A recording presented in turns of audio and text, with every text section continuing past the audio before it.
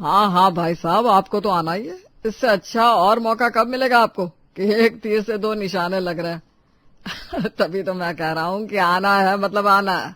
और हाँ, तारीख नहीं भूल जाना भाई साहब, 18 जनवरी एकदम से लॉक कर दो। बेशक पूरे परिवार के साथ आना है, वो भी पूरे 5 दिन पहले, और नहीं तो क्या। पास बैठी अनीता जी बार बार महेश जी को थमने के लिए कह रही थी, लेकिन महेश जी थे कि बिल्कुल वंदे भारत की तरफ भागते हुए चले जा रहे थे। अच्छा भाई साहब ठीक है, मैं फोन रखता हूँ। और हाँ, 18 जनवरी बिल्कुल भी नहीं भूलना। लो जी, ये हो गई आज आगरा वाले भाई साहब से बात। अब लगाता हूँ सूरत वाली भाभी जी को फोन।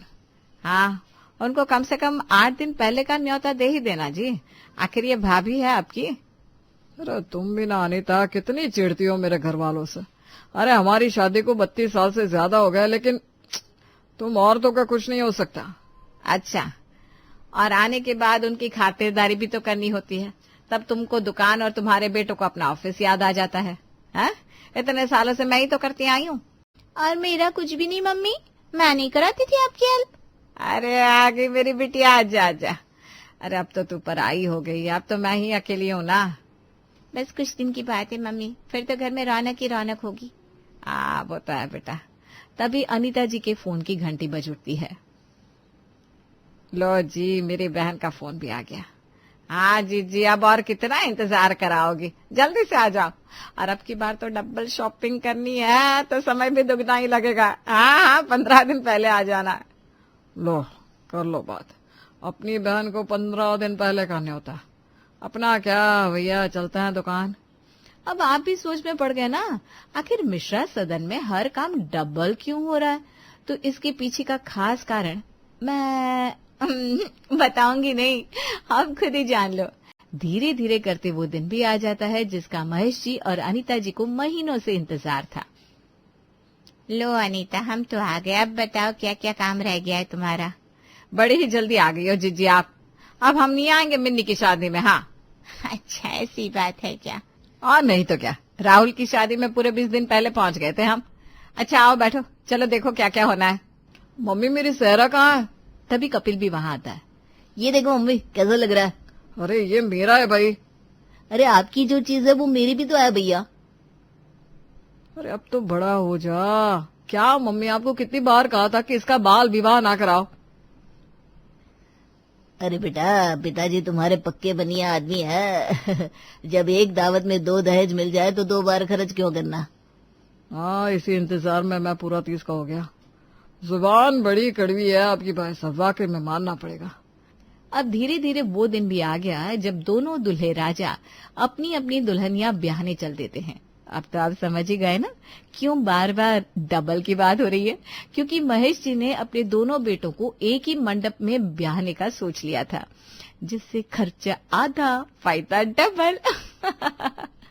ननद रानी खनक भी अपनी पायल खनकाते हुए वहां आती है। क्या कर रही है मेरी प्यारी दोनों भाभियां?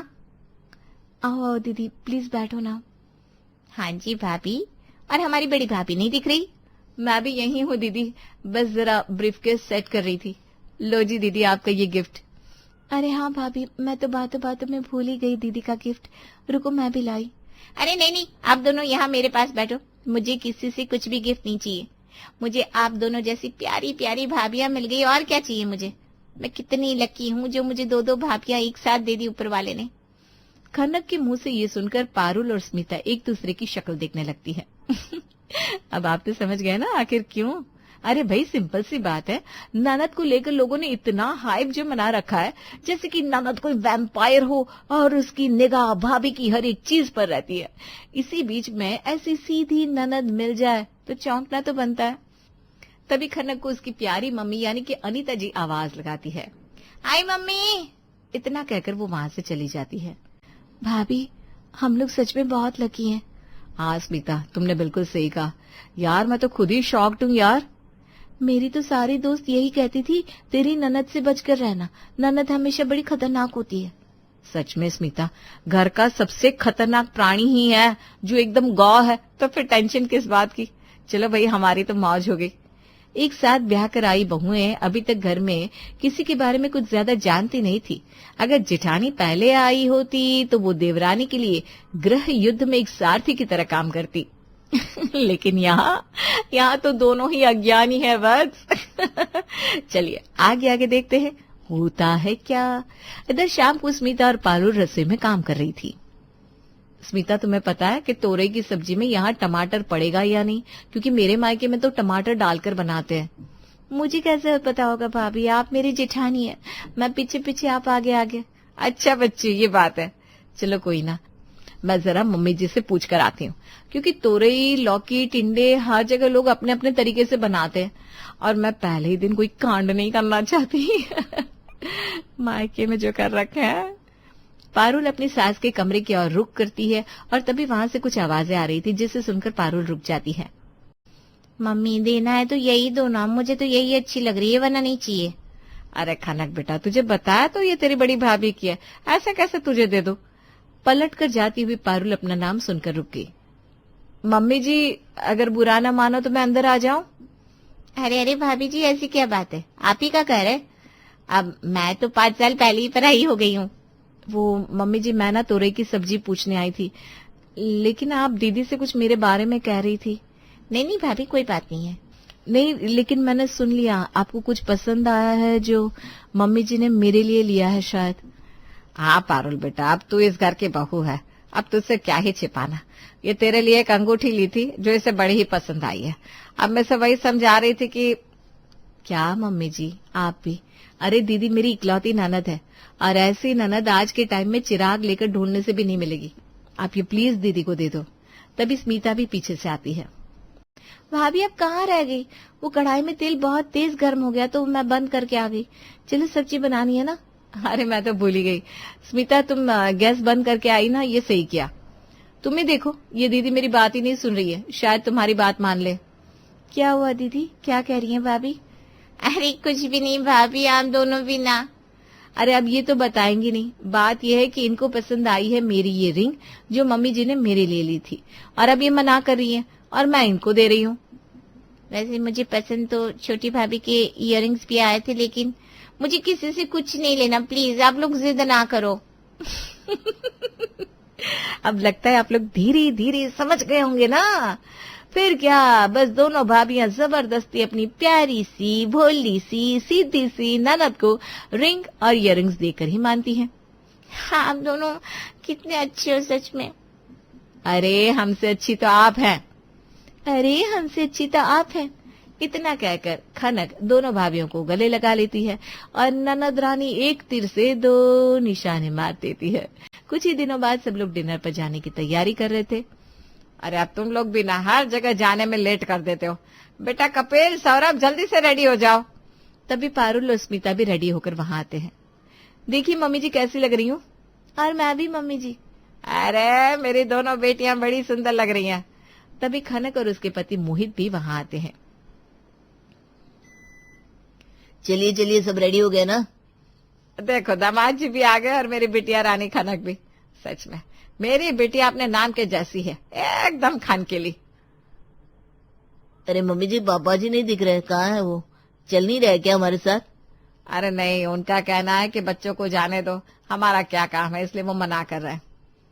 अरे उनका दामाद आज इतने बड़े 7 स्टार होटल में पार्टी दे रहा है तो भी वो नहीं जा रहे। यही बात मुझे अच्छी नहीं लगती। रुकिए, मैं उनसे बात करके आता हूँ।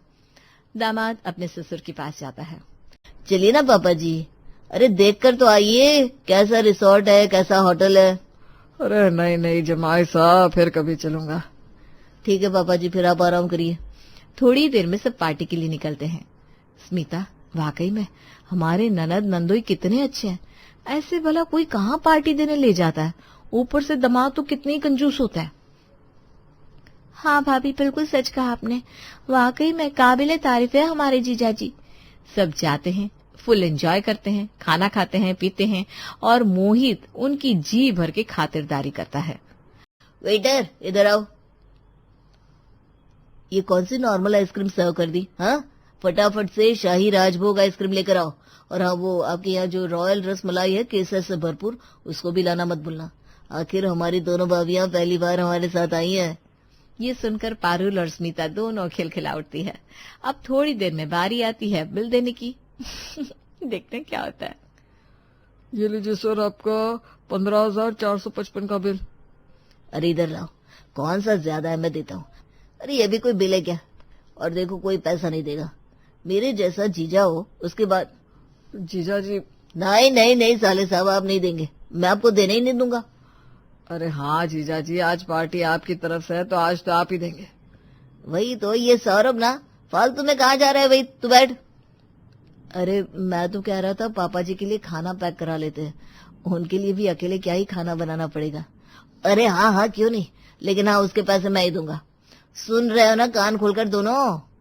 अब ससुर जी के लिए खाना पैक होकर आ जाता है, लेकिन अभी तक मोहित जी अपना पर्स ही खोज रहे थे। इस बार बारिश ने तो बल्ले बल्ले कर दी। अपनी पूरी जिंदगी में मैंने इतने दिनों तक लगातार बारिश होते नहीं देखी। सही है, इसी बहाने स्कूल ऑफ हो जा रहा है। बोल तो ऐसे रही है जैसे 60-70 साल की है तू। 4 दिन पैदा हुए नहीं, और बातें देखो इनकी। इसी तरह हर बार तुम ऐसे टोकती रही ना तो देखना इसका सेल्फ कॉन्फिडेंस कम हो जाएगा किसी दिन। ठीक तो कह रही है मेरी बेटी, आज तक लगातार इतने दिनों तक बारिश कभी नहीं हुई। कहाँ मई में शुरू हुई थी और अब सितंबर आ गया। मुंबई में तो रेड अलर्ट जारी हो गया है। पर इसके फायदे भी तो है पापा। अगर इतनी बारिश नहीं होती तो गर्मी भी बर्दाश्त करने लायक नहीं थी इस बार। मुझे तो बड़ा मजा आ रहा है। वैसे मैं क्या कह रही थी, मम्मी अगर आज आप टिकिया चाट बना दे तो बुरा नहीं होगा। ब्याह कर आई इसलिए थी ना मैं, कि कभी समोसे बनाओ, कभी कचौड़ियाँ, कभी चाट। बारिश तो मेरे लिए जैसे आई नहीं है। नैना तो हाथ खड़े कर देती है, पर ज्योति को तो चाट खाना ही था दोपहर के वक्त। या फिर तूने कढ़ी और चावल बना दिया बहू। कितना सुहाना मौसम है, यह नहीं हुआ कि पनीर की सब्जी बना दे। फ्राइड राइस भी बुरा नहीं होता, क्या मुकेश? अब मैं क्या बोलूं माँ, अभी यही खा लो, शाम में सब चलते हैं चाट पुच के खाने। शाम को अपने पूरे परिवार के साथ मुकेश पास के बाजार में जाता है, जहाँ यूं तो हमेशा चकाचौंध और रोशनी हुआ करती थी, पर आज सन्नाटा पसरा हुआ था। इतनी बारिश में अपनी छतरी लिए सिर्फ एक आइसक्रीम वाला बाजार में खड़ा था। अरे भैया, आज किसी ने अपनी रेडी क्यों नहीं लगाई? इतना सुहाना मौसम है, अभी तो वक्त है कमाई करने का। कहाँ है सब? तुम्हारी तरह बाकी सभी बाहर जाकर खा रहे होंगे, माल खत्म हो गया होगा तो सब चले गए। अब बारिश में कोई आइसक्रीम तो खाएगा नहीं, इसलिए बेचारा आइसक्रीम वाला यहाँ खड़ा है। नहीं भाभी वो बात नहीं है। अब रेडी में चाट पूछ के लेकर निकलना, वो भी इतनी बारिश में, पूरा खाना खराब हो जाता है। ऊपर से बारिश के कारण पपड़ी पुचकों का कुरकुरापन भी चला जाता है, तो लोग शिकायत करते हैं। फिर अपनी सेहत को देखते हुए आजकल लोग ये सब खाना भी नहीं चाह रहे, तो रेडी वाला लगा कर क्या करेगा। वैसे अभी कोई आइसक्रीम भी नहीं खाना चाहता, पर अगर हमने कुछ नहीं बेचा तो 3 वक्त का खाना कैसे मिलेगा। आइसक्रीम वाले की बात सुनकर सभी की नजरें झुक जाती है। अपनी गाड़ी घुमाकर मुकेश एक रेस्टोरेंट में पहुंचता है, जहां उसका पूरा परिवार खाना ऑर्डर करता है। हर बार चाइनीज खाने को देखकर उतावली हुई ज्योति इस बार बिना किसी एक्साइटमेंट के कहती है, बड़े बड़े रेस्टोरेंट वालों को तो इस बारिश से फायदा ही हुआ है पापा। जिस रेस्टोरेंट में कोई आता नहीं था वहां भी इतनी भीड़ है, पर रोड साइड छोटे मोटे स्टॉल्स लगाने वालों का तो बहुत नुकसान हो रहा है। बात तो तू सही कह रही है बेटा। अब तू स्कूल जाए या ना जाए, तेरे स्कूल के टीचरों को सैलरी तो मिल ही रही है, और स्कूल वाले फीस भी पूरी ले रहे हैं। बारिश का मौसम है तो सभी का स्वादिष्ट खाना खाने का मन कर रहा है, जिस कारण राशन वालों की बिक्री और रेस्टोरेंट वालों के ऑर्डर भी बढ़ रहे। पर इन सब में पीस रहे तो ये गरीब ठेले वाले। अरे पर हम पूरी दुनिया का ठेका भी तो नहीं ले सकते ना। तेरे पति की दुकान में कौन से पहले की तरह ग्राहक आ रहे हैं बारिश में? लोग उतने कपड़े नहीं ले रहे हैं। अब नुकसान तो सभी का हो रहा है, किसी का कम किसी का ज्यादा। पर उस नुकसान के बाद भी हम रेस्टोरेंट में खाना अफोर्ड कर सकते हैं, और उन लोगों को 3 वक्त के खाने के बारे में भी सोचना पड़ रहा है। पापा भूख लग रही है, माँ से कहिए कुछ बना दे। कब से आवाज लगा रही हूँ पर उनकी नींद नहीं खुल रही। तबीयत ठीक नहीं होगी तेरी माँ की, रुक मैं जरा जाकर देख कर आता हूँ। मनोज अपने घर के हॉल से कमरे में जाता है, जिसकी छत बुरी तरह से यहाँ वहां से टपक रही थी। ऐसी हालत में तुम सो कैसे रही हो विद्या? पूरा बिस्तर तो गिला हुआ पड़ा है। तभी अपनी आंखों को धीरे से खोलते हुए विद्या कहती है, हमारी रसोई में जो 4-5 बर्तन थे वो भी इस टपकते पानी को रोकने के लिए यहाँ वहाँ रखे हुए हैं। रसोई में कुछ है ही नहीं, खाली रसोई में जाकर बैठूं क्या? यही चाहते हैं आप? क्या बात है, तुम्हारी तबीयत तो ठीक है विद्या? इस तरह से तुम कभी बात नहीं करती। जिस माँ का बच्चा भूखा हो वो ऐसी ही बात करेगी ना। घर में एक दाना खाना नहीं है, जो कुछ था पिछले 2 महीनों में खत्म हो गया। 60 दिनों में सिर्फ 10 ही दिन रेडी लगाई आपने। जो 2 पैसे मैंने जरूरत के लिए जोड़ कर रखे थे वो भी मैंने घर के राशन लाने में लगा दिए। अब तो कोई कमाई का साधन भी नहीं दिख रहा। कैसे मैं अपनी गुड़िया को खाना खिलाऊं? नजर नहीं मिलाई जा रही थी मेरी उससे, इसलिए कमरे में आकर सो गई। तभी विद्या के बगल में सो रहा 2 साल का मुन्ना जाग जाता है और फूट फूट कर रोने लगता है। जब खाने के ही पैसे नहीं है तो दूध कैसे पिलाऊं इसे? सुबह आशा से चीनी पानी लेकर आई थी, उसी का घोल बनाकर सुबह से पिला रही हूँ, पर अब तो वो भी खत्म हो गया। ऐसा कभी नहीं सोचा था कि ये दिन भी देखने पड़ेंगे। लगातार 3-4 महीने बारिश होगी और वो भी इतनी मूसलाधार। तो रेडी लेकर बाजार में निकलूं भी कैसे? 2 मिनट भी बारिश रुकने का नाम नहीं ले रही। आप तो ऐसे बात कर रहे हैं जैसे इसके पहले कभी बारिश हुई ना हो। हर बार बारिश में रेडी लगाई तो है आपने? हाँ हाँ बिल्कुल लगाई है, क्योंकि इन दिनों बारिश के मौसम में भी कुछ घंटे के लिए बारिश रुकती थी तो प्लास्टिक का तंबू सा बनाकर चाट बेच लिया करता था मैं। पर इस बार तो बारिश ऐसी मूसलाधार हो रही है कि वो प्लास्टिक का तिरपाल ही टूट जा रहा है। यहाँ घर पर बैठा हर वक्त यही सोचता रहता हूँ कैसे रेडी लगाऊं। कई लोगों से बात की थी मैंने कि घर से ही चाट बनाकर ला दूं क्या, पर आजकल ऑनलाइन चीजें हमसे पहले उनके घर पहुंच जा रही है तो कौन मुझसे चाट खरीदेगा। अपने पति की झुकी नजरें देखकर विद्या की आंखें भर आती है। माफ कर दीजिए मुझसे बच्चों की भूख सही नहीं जा रही। मुझे पता है आप कोशिश कर रहे हैं, पर ऐसे हाथ पर हाथ धरे बैठने से कुछ नहीं होगा। मुझे लगता है जब तक बारिश नहीं रुकती तब तक हमें दूसरा काम कर लेना चाहिए। लगातार बारिश होने के कारण हर तीसरे घर में सीलन और छत लीकेज की प्रॉब्लम हो रही थी। ना कहीं सीलन ठीक करने वाला मिस्त्री मिल रहा था, ना ही प्लम्बर। ऐसे में मनोज अपना दिमाग लगाता है और 2 पैसे कमाने के लिए मिस्त्री बनकर यहाँ वहाँ काम ढूंढना शुरू कर देता है। क्या बात है, किसका काम है? अरे राहुल बेटा, मैं मनोज, पहचाना नहीं मुझे? चाट खाने आते थे ना तुम मेरे पास। वो क्या ना, बाजार में भैया आए थे, वहाँ सीलन ठीक करने वाले मिस्त्री को ढूंढ रहे थे। हमारे शहर में तो सारे मिस्त्री ट्रेन पकड़ कर आते हैं। अभी कितनी ट्रेन तो कैंसिल हो गई तो वो लोग आ भी नहीं पा रहे हैं। ऐसे में मिस्त्री मिलना बड़ा मुश्किल है। हाँ ये बात तो है मनोज भैया, पर सिर्फ ये बताने के लिए आप इतनी बारिश में यहाँ तक आए हैं, वो भी बिना छाते के? नहीं राहुल भैया, वो मैं क्या कह रहा था, बारिश के कारण मैं अपना ठेला नहीं लगा पा रहा हूँ। सीलन ठीक करना हो, घर की सफाई करना, रंग पुताई करना हो, ये सब तो बचपन से ही आता है मुझे। सोच रहा हूँ ये काम कर लूँ तो 2 पैसे मैं भी कमा लूँ। तो कहाँ है सीलन? ये कहकर जैसे ही अपने गीले कपड़े और गीले पैरों से मनोज राहुल के घर के अंदर घुसता है, उसके पापा दहाड़ते हुए बाहर आते हैं। तो पागल हो गया है क्या राहुल? रेडी वालों को भी समझ में नहीं आता, ढंग से बात क्या कर लो, खुद को हमारे दर्जे का समझने लग जाते हैं। पूरा कालीन खराब कर दिया। बाहर निकल तू। कल तक चाट बना रहा था, आज सीलन ठीक करेगा। घर के अंदर घुसने का अच्छा उपाय ढूंढा है तूने। ऐसे ही लोग चोरी करते हैं। अरे राहुल, तुझे समझ होनी चाहिए, बच्चा नहीं है तू। कभी इसके घर कभी उसके घर, कुछ 4-5 घंटे यहाँ से वहां भटकने के बाद भी मनोज को कोई काम नहीं मिलता और उसे खाली हाथ ही घर लौटना पड़ता है। ये लो विद्या, ये कुछ सब्जियां और आटा लेकर आया हूँ, और ये दूध का पैकेट, बच्चों को खाना खिला दो। मतलब आपको काम मिल गया पापा? ये तो बहुत अच्छा हुआ। अरे तेरा बाप खुद का काम करता है बेटा, और काम मुझे मिला नहीं है, मैंने लोगों को काम दिया है। चल अब जा, जल्दी से खाने बैठ जा। विद्या फौरन खाना बनाकर पिंकी को खिलाती है, फिर अपने मुन्ने को दूध पिलाती है और फिर कहीं जाकर खुद के लिए और मनोज के लिए खाना लेकर रसोई से बाहर आती है। पैसे कहाँ से आए आपके पास?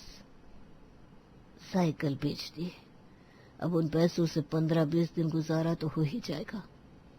विद्या को समझ में आ जाता है कि अब उसे ही कुछ करना होगा। अगली सुबह छतरी उठाए विद्या काम की तलाश में निकल पड़ती है और घूमते घूमते पहुंचती है नैना के घर। पर कहीं पुलिस थाने में या कहीं खुद की पहचान बताइए तुमने। ऐसे कैसे मैं किसी अनजान को रख सकती हूँ काम पर? मुझे तो समझ में नहीं आ रहा बहू, घर में काम ही कितना है जो तुझे काम वाली रखनी है। अपने घर में हो रही चर्चा को सुनकर ज्योति कमरे से बाहर आती है। यार मम्मी, एक तो टीवी सही से काम नहीं कर रहा, फोन में सीरीज देख रही हूँ, वो भी तुम लोग देखने नहीं दे रहे हो, जरा धीरे बोलो ना। अरे बेटा, ये काम वाली रखने का डिसाइड कर रहे हैं, अब उस पर डिस्कशन तो घर के अंदर ही करेंगे ना। ज्योति की नजर जैसे ही विद्या पर पड़ती है वो किसी सोच में डूब जाती है। आप तो मनोज भैया की चाट की दुकान पर आती थी ना, मैंने आपको कई बार देखा है। देखा भाभी, मुझे पहचान लिया। अरे दीदी, वो मेरे पति है। तुम मनोज की बीवी हो? वो तो अच्छा खासा कमाता था, फिर तुझे ये सब करने की क्या जरूरत पड़ गई? बारिश में ठेला कहाँ लगा पा रहे हैं भाभी। नौबत यह है कि एक वक्त खाकर ही गुजारा करना पड़ रहा है, घर की चीजें बेचनी पड़ रही है। वो तब ऐसे भी घर पर रहते हैं, तो मैंने सोचा वो बच्चे संभाल लें और मैं झाड़ू कटके का काम कर लूं। तुम आज से काम शुरू कर सकती हो। नैना विद्या को बर्तन और झाड़ू पोछे के लिए रख लेती है। सब कुछ नॉर्मल चलने लगता है। फिर एक रोज, खुशबू तो बहुत अच्छी आ रही है, लगता है राजमा बना रही हैं आप भाभी। हाँ, सही समझा विद्या। ज्योति को राजमा बहुत पसंद है ना, उसी के लिए बना रही हूँ। पर हर बार ना मेरे राजमा जरा कच्चे ही रह जाते हैं। एक काम कीजिए भाभी, कुकर में 1 चम्मच अजवाइन डाल दीजिए। इससे क्या होगा, किसी को गैस भी नहीं होगी और राजमा भी जल्दी पक जाएंगे। सच में? ट्राई करती हूँ। वैसे एक बात बताऊं, तू आराम से खाना बनाने का काम भी कर सकती है। नैना विद्या की बात मानकर 1 छोटा चम्मच अजवाइन राजमा में डाल देती है, जिससे राजमा बिल्कुल सही से पकते हैं। बोलना तो नहीं चाहिए भाभी, आप तो बरसों से खाना बना रही है ज्योति बिटिया के लिए। पर मैं कह रही थी कि राजमा पकाने के बाद अगर आप उसमें 1 चम्मच मक्खन और कसूरी मेथी डालकर अच्छे से तड़का लगा देना, तब जो राजमा में स्वाद आएगा, वाह वाह करते रह जाएंगे आप। अरे, तू इतना घबरा कर डर डर कर क्यों बोल रही है? तू भी इस घर की मेंबर है। तेरे पति के हाथ का चाट खाकर ही मेरे बच्चे बड़े हुए हैं। तेरे हाथ के टेस्ट पर मुझे पूरा भरोसा है। विद्या की बताई तकनीक से आज नैना खाना बनाती है और खाने के टेबल पर सभी को परोसती है, तो खाने वाले तो खाकर इम्प्रेस हो जाते हैं। आज लगा भी खाना खाने जैसा, वरना बहू पूरे बारिश का सीजन निकल गया, पर जो खाने में स्वाद चाहिए था वो नहीं मिल पा रहा था मुझे। बिल्कुल सही कहा जी आपने। बहू की कड़ी चावल दाल चावल खाकर तो मैं भी बोर हो गई थी। वैसे राजमा भी बहू कुछ खास अच्छा नहीं बनाती, पर आज तो सही में स्वादिष्ट और पके हुए भी है। चलिए, आपको खाना अच्छा लगा मम्मी जी? खुशी हुई मुझे। शाम के वक्त नैना सभी के लिए चाय बना रही थी, तभी बाहर से महेश आवाज लगाकर कहता है, चाय के साथ चटाकेदार मुरमुरे भी तैयार कर ले बहू। ये लो, इनकी फरमाइशें खत्म ही नहीं होती। बारिश का मौसम है, सारे मुरमुरे सौगे हो गए, अब कहाँ से बनाऊं मुरमुरे? मैं उन्हें ठीक कर दूं भाभी। विद्या गैस पर एक खाली कढ़ाई चढ़ाती है और उसमें सॉफ्ट हुए मुरमुरे डाल देती है और 1-2 मिनट तक चलाती है। गरमाश लगने के कारण मुरमुरे फिर से कुरकुरे हो जाते हैं। उसमें सरसों का तेल, चाट मसाला, मिक्सचर, मूंगफली और उबलते हुए चने डालकर चटपटे मुरमुरे तैयार करके विद्या नैना को चखाती है। ये क्या बना दिया तुमने विद्या? तेरे हाथ का स्वाद इस तरह वेस्ट नहीं जाना चाहिए। तुझमें बड़ा टैलेंट है। मुझे तो लगा सिर्फ मनोज भैया को ही चाट बनानी आती होगी, पर मसाले की परख तो तुझे भी अच्छी है। वो जिस चाट की रेडी लगाते थे ना, इसकी सारी सामग्रियों की तैयारी मैं ही करती थी भाभी। वो तो रात में थक कर आते थे और खा पी कर सो जाते थे। रात से ही चने भिगोकर, दाल भिगोकर, दूध जमाना, इमली का पानी तैयार करना, सुबह उठकर आलू उबालना, पानी पूरी तैयार करना, वो सब मैं ही करती थी। नैना सोच में पड़ जाती है और ज्योति और मुकेश के साथ इस बारे में डिस्कशन करती है। बात तो तुम सही कह रही हो नैना, इस तरह हम उनकी मदद भी कर पाएंगे और हमें भी प्रॉफिट मिल जाएगा। हाँ पापा, इस तरह हम उन सभी रेडी वाले और रोड साइड छोटे व्यापारियों की मदद कर पाएंगे जिनका बिजनेस ऑफ सीजन या बारिश के वक्त नहीं चल पाता। मुकेश, नैना और ज्योति विद्या के साथ उसके मोहल्ले में जाते हैं और आसपास के सभी रेडी वालों को एक साथ बुलाकर इकट्ठा करते हैं। कमाई तो मेरे भी 2 रुपए की नहीं हो रही भैया, पर हम कर भी क्या सकते हैं। अकेले नहीं, पर साथ मिलकर हमारी मदद से तो तुम सब बहुत कुछ कर सकते हो। हम सब मिलकर कम्युनिटी किचन शुरू कर सकते हैं, जिसके लिए जगह मैं आपको दूंगा। मेरे घर के ऊपर का मंजिला खाली है, आप सब मिलकर खाना पका सकते हैं और ऑनलाइन फूड डिलीवरी कर सकते हैं। सुनकर तो बड़ा अच्छा लग रहा है भैया, पर अभी जैसी हालत है हमारे पास तो राशन खरीदने की भी पैसे नहीं है। जगह के साथ पहले स्टॉक के लिए जो राशन लगेगा वो हम आपको देंगे, पर आप सीजन में आराम से जो चाहे बनाकर ऑनलाइन भेज सकते हैं। एप्लीकेशन हैंडल करने का काम ज्योति आपके लिए कर देगी और इस सब के बदले आप सभी को हमारे साथ प्रॉफिट साझा करनी होगी। कुछ से कुछ ना सही दीदी, आप लोग हम पर बहुत बड़ा एहसान कर रहे हैं। ना जगह का किराया हम मांग रहे हैं, ना ही कुछ, और ऊपर से हमारे पहली बार राशन का पैसा भी दे रहे हैं। हम तैयार हैं। एक साथ 10-12 लोग मिलकर इस कम्युनिटी किचन को ज्वाइन कर लेते हैं और सुधा के घर के ऊपर के मंजिले में राशन गैस चूल्हे के साथ पहुंच जाते हैं। मनोज अंकल, पहला ऑर्डर आ गया। सच में बिटिया? हाँ, और टिफिन सर्विस भी मांग रहे मीना भाभी। जल्दी से 10 टिफिन तैयार कर दो। नैना की एक सोच कई परिवारों की खाने पीने की प्रॉब्लम दूर कर देती है। हमारी ही जमीन, हमारा ही दिया हुआ राशन और हमें ही खाने को नहीं मिल रहा। छोले भटूरे वाले, पाव भाजी वाले, एक एक प्लेट लाकर मुझे दे दो, पाव भाजी और छोले भटूरे। हाँ आंटी, अभी बनाता हूँ। वक्त के साथ कम्युनिटी किचन का ये आइडिया ऐसी रफ्तार पकड़ता है कि एक महीने में रेडी वालों को 50-50 हजार का मुनाफा होने लगता है। ये सब नैना भाभी के कारण हुआ है। आज उन्होंने अगर हमारी मदद ना की होती तो पता नहीं क्या होता। हम सबको अपने अपने मुनाफे में से उन्हें राशन के पैसे और इस माले का रेंट देना चाहिए। बिल्कुल सही कह रही है भाभी आप, और उसके ऊपर से कुछ मुनाफा भी। ऐसे ही बारिश तो लगभग बंद हो गई समझो, नवरात्र भी आने वाली है, हम फिर से रेडियां लगा सकते हैं। सभी रेडी वाले मिलकर नैना के परिवार को धन्यवाद करते हैं और वापस से बाजार में रेडी लगानी शुरू करते हैं। एक रोज मुकेश अपने परिवार के साथ अपनी गाड़ी में बाजार पहुंचता है। 10 रुपए की कितनी पानी पूरी? जितना आपका परिवार खा सके भैया। आज से यहाँ रेडी की हर दुकान में आपके लिए 10 रुपए का रेट फिक्स भैया।